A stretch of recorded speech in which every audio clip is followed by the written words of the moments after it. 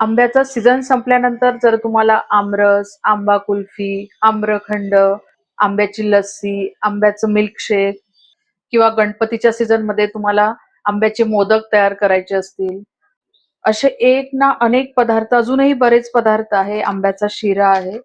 तर आंब्याचा सीझन संपल्यानंतर पण तुम्ही तयार करू शकता.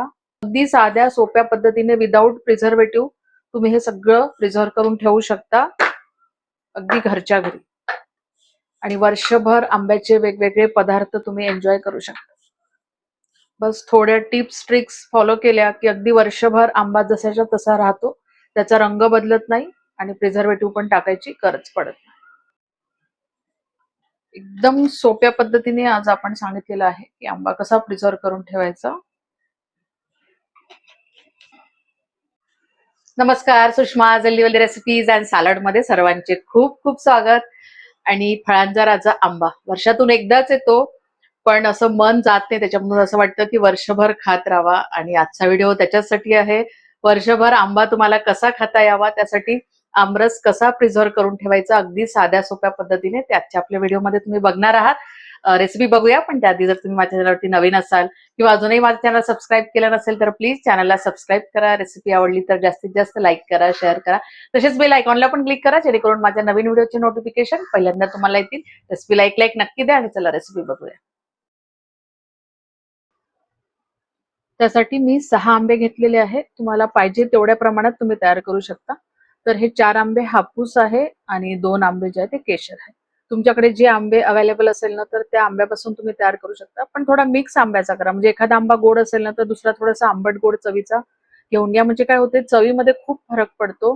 थोडंसं तुम्हाला पाणी घालायचं असेल ना, तर तुम्ही अशा वेळेस पाणी पण टाकू शकता. पण पर्टिक्युलर एकाच कुठल्या तरी जातीचा घेऊन घेतला ना, तर मग असा पाहिजे तो स्वाद मिळत नाही. तुम्ही असं करून बघा, थोडासा मिक्स आंबा घेऊन तुम्ही आमरस तयार करून बघा आणि हा प्रिझर्व्ह करून ठेवा. तर सगळ्यात पहिले हे आंबे चांगले पाण्यात तासभर ठेवून द्यायचे. नंतर त्याला चांगलं कोरडं केलेलं. इथे मी तुम्हाला 2 पद्धतीने सांगणार आहे की आंब्याचा रस कसा वर्षभरासाठी साठवून ठेवायचा. तर पहिल्या पद्धतीसाठी ना मी 2 आंबे हापूस घेतले आणि 1 केशर घेऊन घेतलेला. तर पहिल्यांदा काय करू, आपण सगळ्या याची बाहेरची नखी काढून घ्यायची आणि याचे मोठे मोठे असे काप करून घेऊ. आणि कोळीला जो असतो ना, जेवढा शक्य असेल तेवढं मगच काढून घ्यायचं, निघत नसेल तर ते बाकीचं राहू द्यायचं. तर अशा पद्धतीने मी आता हे तिन्ही आंबे कापून घेते. आता आंबा बरेचदा असं होतं की आपण म्हणतो की चांगले आंबे घ्यायचे, पण कापल्यानंतर कधी कधी आंबा खराब निघतो. तर अशा वेळेस ना तो आंबा घ्यायचा नाही, खराब असेल तो दुसरा आंबा तुम्ही वापरू शकता. तीनही आंब्याच्या फोडी तयार करून झालेल्या आहे. आता एक चमचा घ्यायचा. तो चमचा जे आहे ना, थोडासा पातळ घ्यायचा. त्याचं समोरचं टोक थोडंसं पातळ असायला पाहिजे, म्हणजे हे पटापट निघून जातं. आणि तुम्ही बघू शकता त्याचं सगळं मगज इझिली निघून जातं.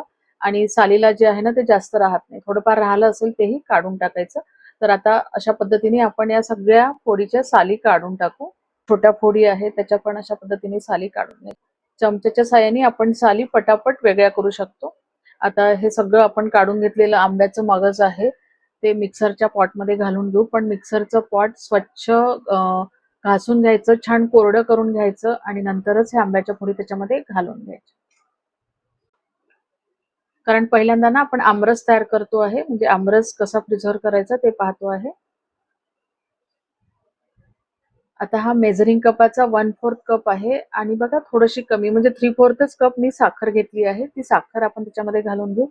साखर घातल्याने काय होते, एकतर एक प्रिझर्वेटिव्हचं काम करते साखर, त्याला टेस्ट पण चांगली येते आणि त्याचा रंग वगैरे चेंज होत नाही.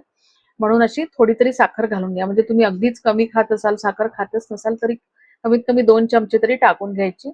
आणि या आकाराचं हे एक लिंबू घेतलं आणि अर्धच लिंबू आपल्याला घालायचं आहे. साधारण 3 आंबे असेल ना, तर अर्ध लिंबू सफिशियंट आहे. त्यापेक्षा जास्त टाकू नका, नाहीतर लिंबूचा स्वाद त्याच्यामध्ये येईल.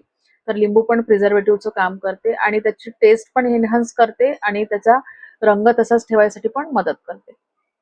आता आपण हे सगळं मिक्सरला व्यवस्थित फिरवून घेऊ. म्हणजे चांगलं फिरवायचं, त्याच्यामध्ये आंब्याचा चंक वगैरे राहायला नको अशा पद्धतीने. आणि तुम्ही बघू शकता एकसारखा रस तयार झालेला आहे आणि घुटळ्या कुठेही राहिलेला नाही आहे आंब्याच्या, किंवा आंब्याच्या ज्या फोडी वगैरे आहेत ते त्याच्यामध्ये नाही आहे. असल्या तरी काढून घ्यायची. दुसरं तुम्ही खूप जास्त प्रमाणात करत असेल तर मग त्याच्यासोबत ती वाटून घ्यायची. आता हे बघा, आता हे वेगवेगळ्या पद्धतीने तुम्ही प्रिझर्व्ह करू शकता. म्हणजे बरेच जण तर हे झिपलॉक बॅग मध्ये करतात, बॅग विकत आणून त्याच्यामध्ये भरतात आणि थोडंसं त्याच्यातली हवा वगैरे काढून व्यवस्थित हे करते. पण मला ना हे सोपं वाटतं, म्हणजे वापरायला जेव्हा आपण घेतो ना, घरच्यासाठी तयार करतो, तेव्हा हे अगदी इझी पद्धत आहे. आता हा याच्यातला रस जो आहे तो आपण एखाद्या भांड्यामध्ये काढून घेऊ, कारण तो भरायला सोपं जातं. म्हणून मी अशाच बॉटल घरी असल्या ना, की प्लास्टिकची बॉटल आहे आणि थोडीशी मोठ्या तोंडाची बॉटल घ्यायची, स्वच्छ कोरडी करून घ्यायची बॉटल, उन्हामध्ये छान वाळवून घ्यायची आणि मगच त्याच्यामध्ये रस भरून घ्यायचा. तुमच्याकडे जर बॉटल नसेल ना, तर झिपलॉक बॅग मिळतात, विकत मिळतात, त्या तुम्ही आणू शकता आणि त्याच्यामध्ये भरू शकता. पण जर तुमच्याकडे ह्या सगळ्या गोष्टी अवेलेबल असेल, कुठल्याही डब्यात भरू शकता तुम्ही प्लास्टिकच्या. असं काही नाही की बाहेरून विकत आणूनच तुम्हाला हे भरता येतं. आता मी ह्या बऱ्याच बॉटल अशा जमा करून ठेवत असते किंवा बऱ्याच रेसिपीमध्ये मला ह्या कामी येते. एक बॉटल भरली होती आणि उरलेला दुसऱ्या बॉटलमध्ये टाकून घेतलेला. आता हे तुम्हाला दाखवायचं म्हणून मी अगदी थोड्या प्रमाणात करून घेते आहे. पण मी अशाच बॉटलमध्ये भरून ठेवते. मोस्टली मला गणपतीच्या वेळेस खूप कामात येतो हा रस. आणि नंतर हा फ्रीझरमध्ये ठेवून द्यायचा आहे. आणि जेव्हा तुम्हाला पाहिजे आहे ना, तर अर्धा तास आधी बाहेर काढून ठेवायचा आणि छोट्या-छोट्या ह्याच्यामध्ये भरून ठेवा. म्हणजे तुम्हाला पाहिजे तेवढाच घेता येते. खूप एका ह्याच्यामध्ये तुम्ही ठेवलं ना, तर काय होतं मग तेवढा वेळ आपण बाहेर काढतो. मग फ्रीझरमध्ये असतो त्याच्यामुळे तो कडक येतो. नॉर्मल टेम्परेचरमध्ये यायसाठी मग त्याला वेळ लागतो. म्हणून छोट्या-छोट्या ह्याच्यामध्ये काढून घ्यायचा. म्हणजे जेवढा पाहिजे तेवढा वापरायचा आणि लगेच हा वापरून घ्यायचा. मग तो ठेवायचा नाही जास्त वेळ. उरलेल्या 3 आंब्याच्या ना आपण फोडी तयार करून घेऊ. म्हणजे पहिले आपण रस केला, आता ना ह्या फोडी तुम्ही ठेवू शकता. तर अशा पद्धतीने एक तर तुम्ही त्याचे सालं काढून घेऊ शकता. सहज सालं निघते, हाताच्या साहाय्याने निघते किंवा चाकूच्या साहाय्याने तुम्ही अशा पद्धतीने सालं काढू शकता किंवा मगाशी सांगितल्याप्रमाणे तशा फोडी करून पण तुम्ही त्याचे छोटे-छोटे पीस करू शकता. तर याचे असे सगळे सालं काढून घ्यायचे तिन्ही आंब्याचे आणि सालं काढून झाले की चाकूच्या साहाय्याने छोटे-छोटे आडवे आणि उभे काप करून घ्यायचे. म्हणजे त्याची लहान-लहान अशा फोडी तयार होतात. म्हणजे त्या लहान-लहान फोडी तयार झाल्या ना, तर आपल्याला ठेवायलाही सोपी जातं आणि जेव्हा वापरायचं असते ना, तर तेव्हा पण ते इझी होतं. बाहेर काढल्यानंतर पटकन ते नॉर्मल टेम्परेचरला येऊन जातं आणि एखाद्या आपण ज्याच्यामध्ये ठेवतो ना, त्याच्यातून काढायलाही सोपं जातं. तर त्या तिन्ही आंब्याच्या मी अशा पद्धतीने फोडी तयार करून घेते. तुम्ही अशा पद्धतीनेही याचे छोटे-छोटे काप तयार करून घेऊ शकता. फोडी कापून घ्यायच्या पहिले आणि त्याचे आडवे उभे हे केले, की मग ते चमचेच्या साहाय्याने किंवा चाकूच्या साहाय्याने काढून घ्यायचे. असं मी बरेचदा दाखवलेलं आहे. आपण जेव्हा आंब्याच्या रेसिपी तयार करतो. तर बघा हे सहज असे त्याच्या फोडी निघून जातात. आणि इथे आपल्या तिन्ही आंब्याच्या फोडी तयार करून झालेल्या आहेत. तुम्ही बघू शकता छान असे छोटे-छोटे चंक तयार होतात. साखर घालून घेऊ.